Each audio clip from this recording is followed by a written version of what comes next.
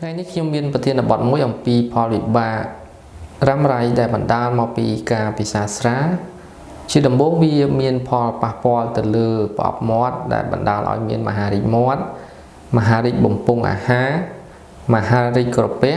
និងមានការធ្លីក្រពះជាដើមចំពោះពោះវៀនតូចវាបណ្ដាលឲ្យ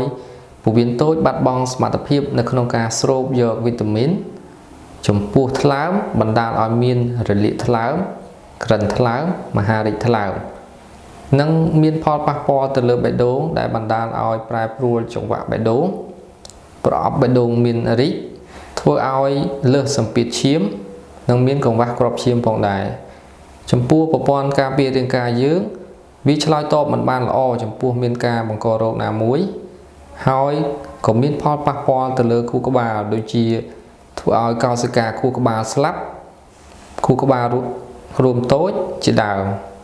ដូច្នេះសូមបងប្អូនបញ្ឈប់ការពិសាស្រាដែលបណ្ដាលឲ្យមានផលវិបាកផ្សេងៗសូមអរគុណ